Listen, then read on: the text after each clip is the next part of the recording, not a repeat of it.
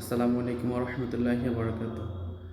আজকে প্রিয় অভিভাবকবৃন্দদের উদ্দেশ্যে কিছু কথা বলবো।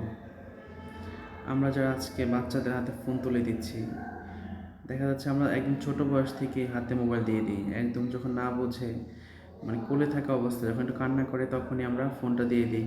হয়তো কার্টুন ছেড়ে বা গান ছেড়ে, কেউ কোরআন তেলাওয়াত দেয়, এটা ভালো, কোরআন তেলাওয়াত শোনাচ্ছে। কিন্তু আলটিমেটলি কী হচ্ছে, বাচ্চারা যখন একটু বড়ো হবে, 3 বছর 4 বছর, তখন তারা ফোনের প্রতি অনেক বেশি আসক্ত হয়ে যাবে। তখন তারা সারাদিন ফোন নিয়ে ব্যস্ত থাকবে।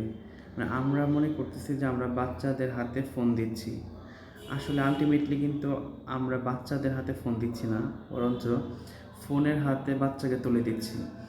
সেটা কীভাবে দেখেন, আমরা যারা বড় আছি, আমরাই দৈনিক কত ঘন্টা ফোন হাতে রাখি, মানে ফোনের প্রতি অ্যাডিক্টেড।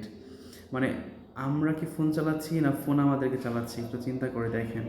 তো যে বাচ্চাগুলো এখন ছোট থেকেই তারা ফোনের প্রতি আসক্ত হচ্ছে, দেখা যাচ্ছে 3-4 বছর বয়স, 5 বছর, তখন তারা ছোটদের যে গেমসগুলো আছে সেগুলো খেলে। আস্তে আস্তে 7-8 বছর 9 বছর হলে তারা ফ্রি ফায়ার, পাবজি, এসব যে গেমগুলো আছে এগুলোতে ঢুকে যায়।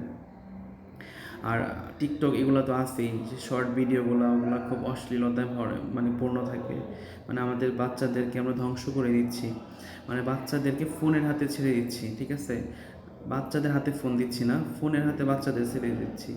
তো আমরা যদি এখন থেকে সতর্ক না হই, তাহলে দেখা যাবে যে আগামী যে প্রজন্ম আসবে, তাদের ভবিষ্যৎ খুবই খুবই মানে একদম হতাশা এবং ভয়ানক হবে। তো আমরা হচ্ছে কি এখন থেকে বাচ্চাদেরকে যতটা পারি ফোন কম দেওয়ার চেষ্টা করব।